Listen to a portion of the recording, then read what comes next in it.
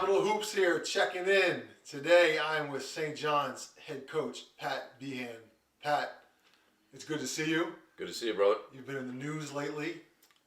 Big article in the Washington Post came out probably about a month ago, and I know a lot of people saw that, and a lot of people are kind of concerned and were taken aback and surprised by what they saw. So I really appreciate you taking time to kind of talk to me and kind of let everybody hear from you, see how you're doing. So I guess, how are you doing? To tell us kind of what's going on with you. Sure. I think every day is a different story, but I'm doing well, and I've had tremendous support around me, extended from best friends, family, loved ones, our program, school, the community, everybody in the DMV and beyond. So all the support, positive vibes have lifted me up, and that probably makes me feel better than what I do right now, and fortunate for that. So the situation is what it is, so I must attack it and be a realist with it and understand that each day is going to present challenges, and it's my job to try to handle this adversity the best I can with the people around me and go from there. For those who aren't really familiar with ALS and what it means and what comes along with it, kind of tell us, or first off, tell us how you learned, like what problems initially presented themselves that made you get testing to figure out that was what was going on. Sure. So the season ended, and within a day after, I wanted to try to get back in shape. It's 3+ months of essentially on the road, probably not eating the best, not working out as much, and you're just so consumed with the season, and wanted to really just get back in the gym and just moderate exercise. So I was upstairs in my room and went to the ground to do a couple push-ups in the morning just to get the blood flowing, and I was struggling to complete one push-up, which alarmed me. A couple days went by, and I started paying more attention to why that might be. Looking at my arms, and it was pointed out that I had some muscle twitches going on. Some twitches were going on in the legs, and just overall weakness. Not able to really extend my left arm as much. And then that's when I decided, I had to go to the doctors. It was right around, I think the first doctor visit was like the second day of the NCAA tournament. That Friday morning I went in. And what was the process like from then until the time you were diagnosed? Did you have to see a lot of specialists? Was that an ongoing process? Like, how long were things kind of in limbo? So at first I saw a spine and pain specialist, and there was some thought that it might be a pinched nerve. They treated me for that. I actually got an injection for a pinched nerve, had an MRI, and then you're kind of holding out hope. Okay, well, that's what it is, a pinched nerve. We can figure this out. And was also suggesting to me that I get blood tests, though. Blood test came back actually the day that we had our end of the season banquet for the basketball team, and I got the results like 30 minutes before we left this house to go to the banquet. And there was a couple results that were listed as abnormal. I didn't really have enough time to figure out, what that meant, what those tests were exactly for from the blood panel. But then after talking to the primary care doctor, she said that based on those results, I should see a nerve specialist and try to clear it up and see what might be the root of some of those results. And then that led me to get an EKG, and then I got the diagnosis in early May, and the diagnosis was shortly after the EKG, 2 days later. So what was the game plan when you got the diagnosis? I know you have some history in your family of ALS. Your father had ALS, so maybe you had a little bit of intimate knowledge as to kind of how things work. But how did you strategize, and what was the game plan? Well, it all hit at once. So there was a period that I didn't know it was going to be the diagnosis that it is. I thought maybe it's a pinched nerve. Maybe it's a different type of nerve situation or issue, but because of the familial history and what I witnessed firsthand with my dad just a couple years ago, it was in my mind, not really the back of my mind, but more so forefront, where just hopeful that that's what it was not. So then once I found out, and the doctors were real with me and told me that's what it was, everything hit, and I didn't really have a game plan. It took a couple days to kind of get that that feeling of like, why is this happening, to talking to a couple of people that presented some strategies and ideas to get involved with the best doctors. Nancy Frady's, mother of Pete Frady's, was amazing. A couple other close friends really, put together some connections that allowed me to get on the offensive and do everything I could to attack this.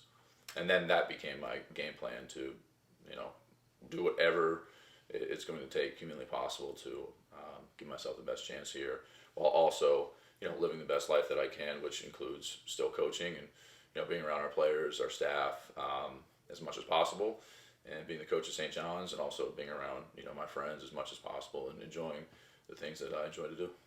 So how has life changed? I know things have changed to some degree, but what has changed? What are the main kind of obstacles you face, and how are you combating that?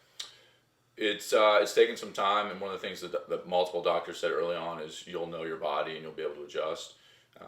It affects everybody differently, but the one thing that it definitely does is it takes away a lot of energy and strength. So there's just certain things that, like, for example, in practice, if we're in shell drill and I want to demonstrate something, I'm probably not going to be the coach that jumps to the ball and demonstrates it, or just various things, right? I might be doing a shooting drill and shot goes up, everybody boxes out. I'm not going to be the one who shoots the basketball because of my limited arm strength in terms of what I can do physically. So just things like that on the court, but hey, I can more than manage that. It's just a matter of fighting this and doing everything I can to get the treatment and the drugs to make the impact to where we get more of a maintenance, which is the ultimate goal, to and then hopefully I find a cure for this terrible disease. So speaking of that, I see it on your social media, the Behan Strong page, a lot of great content. We've seen you up in Boston getting treatment. Kind of talk to me a little bit about where you're at with treatment, what's going on in Boston, and what you're doing to fight this. Sure. So I am going to be in Boston once a month getting the treatment, which is essentially an injection, and it's the best drug that they have for the specific gene that I have of this specific type of familial ALS. And so that's a once a month. It's a 1-day treatment, and every 3 months or so it'll become like a 2-day trip to where I'll be involved in their clinic, and you'll see different specialists within the MGH department, whether it's physical therapists, occupational, speech, respiratory, things of that nature. So yeah, it's quick flight up, and we'll be back as soon as I can, and I'll be heading to Boston next week for a couple days for this. But they've been great up there. Boston's an awesome city, and I've been enjoying the time, not in the doctor's office there, and taking in the city, and just like everything, making the most of each opportunity. I know you and your team have done an amazing job thus far with kind of fundraising and getting the word out and just bringing awareness to this. I know there is a huge event coming up a week from this Saturday, September 17th in Olney, Maryland. Tell us about kind of what's going on there. I'm sure there's a lot of people watching this that will be there, that want to come out, that want to support you in your fight, but kind of let us know what's going on the 17th. Sure. So on September 17th, we're going to have a cornhole tournament. In addition to having the cornhole tournament, there's going to be food, beverages for kids, adults. We're going to have at least 3 big screen TVs with college football on. It will be fun for everybody of all ages, and there's also going to be there's a silent auction, so some pretty cool prizes that can be seen also on the website, and some things that the team has put up on social media, Being Strong. So plenty to look forward to on the 17th, and more so than anything, I'm personally just looking forward to seeing a lot of familiar faces, and maybe some faces that I haven't seen in a while. They're rallying around, which is again incredible, and helps keep my spirits to where they are, to go through this process with the strongest fight as possible.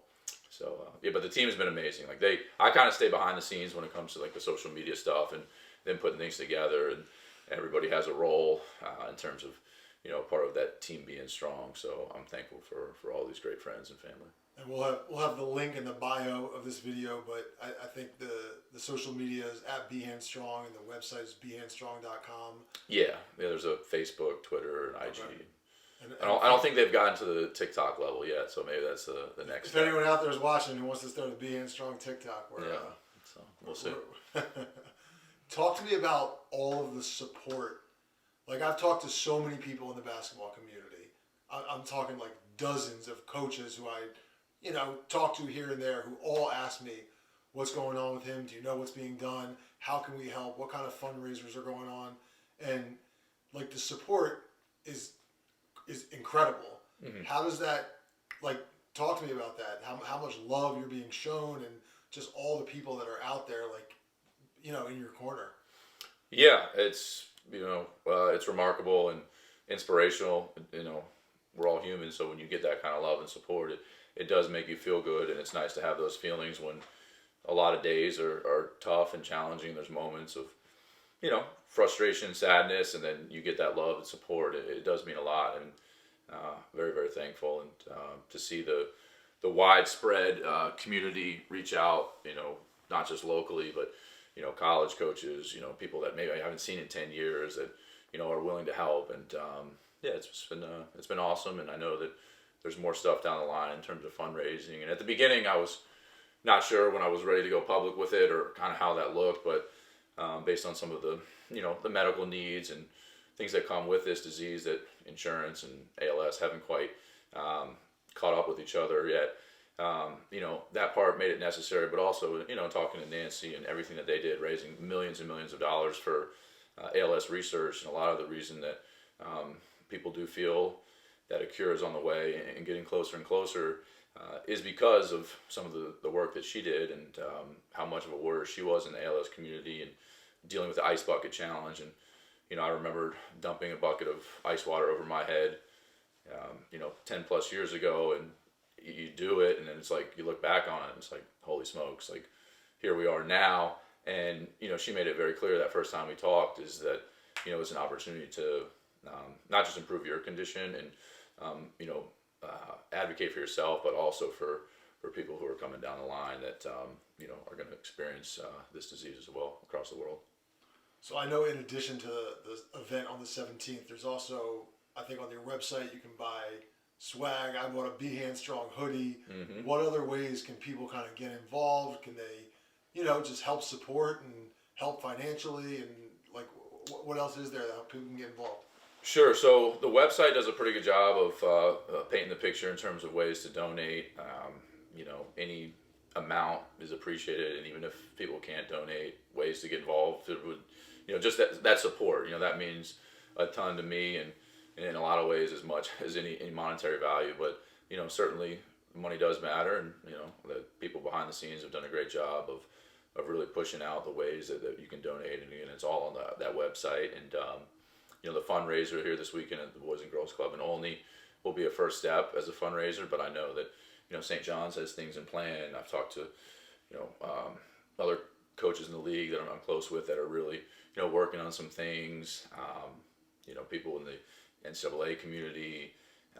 There's things that are going to come down the road, and we'll see what they are. But I know that there's a lot of people with good hearts and have the best interests, and that stuff will take care of itself. That's great. I've been touched by just how much people have been caring and looking out. Every time I'm on social media, I see something about Behan Strong. I love seeing your content on there, and I'm just happy that everyone's really rallying around you, and it seems like you have, like you said, a ton of love and support, and I think everyone's excited for this event on the 17th. I know I am. Yeah, I can't wait, and looking forward to it. Hopefully the rain stays away. We'll watch some college football, have a couple drinks, and it'll be a good time. Now let's talk about basketball for a minute. I know you guys, school just started recently, I think, last week? Yep, last Wednesday. And I know workouts are starting. I know we're a couple months away from the season, but obviously you guys are building camaraderie and kind of crossing your T's and dotting your I's and starting to put things into place. Yep. Tell me where the cadets are from a basketball perspective. Yeah, so we are just a few days into workouts. We've been in the gym a couple times, and the guys have been lifting with our fantastic strength coach, Lou Deneen. We'll start our yoga sessions that we'll be doing at least once a week with Debbie Tannehill this is, I want to say, almost 10 years now with Debbie. So preseason program is off and running, and the kids are competing, and really just trying to layer it on. It's been a while since we've been together, and even in the summer when you're together in June, you get a practice or two, and you play in a couple events, but it's sandwiched in between spring AAU and July AAU. So we're really trying to just kind of build in some principles while also letting them compete and play, and iron some kinks out. And we'll do that for the next couple of months and be as ready as we can come November when we make teams and head into scrimmages and tip it up December 1st. Tell me about your personnel. I know you guys got a big time transfer. You got a lot of returning firepower as well. Mm-hmm. But tell me about kind of the makeup of the cadets this year. Sure. Yeah. Daquan Davis transfer, junior 2024. He did play with us in June and was just kind of thrown in right away. So he's really now being acclimated to the St. John's program, because it's one thing kind of when you show up and you get a workout or two and you play in a few games with the guys for the first time, but to be in the school, to be in the classroom with our guys, to really sense that St. John's community. And he's been impressive really early on, just in terms of his energy. I mean, we all know he's going to be one of the best defenders and guards in the area, no doubt about it. His toughness that he brings is second to none. But the energy, like starting a workout, starting a practice that he can be contagious on the guys, and we're looking forward to him sustaining that through, and being a big and needed addition for us. Donnie Freeman, classmate there, obviously very highly regarded and recruited, but he's really working to take that next step as a guy for us, and we've seen it freshman year, sophomore year, and now as a junior year to really have that chance to break out. And then Malik Mack, first team all league last year as a junior, one of only two juniors to make first team all WCAC, and he did it coming off of a torn ACL his sophomore year, where he rehabbed, and he really wasn't really full go until almost Christmas time in terms of ready to be himself. So turned it on as the year went on, and that changed our progression as a team too. So he's been great. He's a leader. He was a captain for us again. So having a 4-year point guard like that, that helps, and really helps me a lot. It takes some pressure off of me, to be honest. So excited about him, and he'll be making his college decision soon. Other awesome seniors that we have, Anthony Davenport missed last year because of a hand injury, only really played in a couple games, did well in the spring and summer circuit. He'll have a chance to really increase his role. Tim Barton, a senior who played very limited minutes last year, but has worked and stepped up, and has a chance to really make an impact and impact the game in a lot of different ways. So he's been impressive for us. And then certainly Ray Watts, who's a senior and defensive player of the year for us last year, and a bunch of talented freshmen. Pete Newman coming in as a sophomore who got experience as our sixth man last year. I can go on and on down the list, but it's a great group, and I'm very excited about all of them, and just seeing how they continue to gel and mesh and build chemistry in these coming months. Talk to me about your schedule. Obviously, you got the juggernaut WCAC schedule, as you always do, but I know putting a schedule together is a process. You got a lot of options. I'm sure a lot of people are trying to get you to play in this, trying to get you to come to that. Talk to me about the schedule making process and kind of where you're at with everything. Mm-hmm. Yeah, schedule is pretty much done, and it's strong, and it starts with conference play, WCAC play. So, we, with the limited WCAC games where the league has moved it to, the two sides, and we're on the side with 5 teams. So it's 14 and 14 for us. So we're scheduling a few more non-conference games, and we go to Torrey Pines, San Diego right after Christmas for a 4-game national event, which will be great. And we'll also be hosting a cadet classic, which will be at St. John's. That's going to be December 22nd and 23rd, right before Christmas. Bracket style, 2 games, 4-team tournament. So that's going to be a first, and we're excited about that. We'll play in the National Hoop Fest, likely 2 games there. The Capital Hoops event later in January. A couple other things that we're working on to completely finalize, but be a very strong schedule, and as it always is. All right, well there you have it. It was great catching up with you. Always good to talk shop with you, but I appreciate the time. I look forward to being beside you during this fight, and look forward to seeing cadet basketball this year as well. Absolutely, appreciate you having me.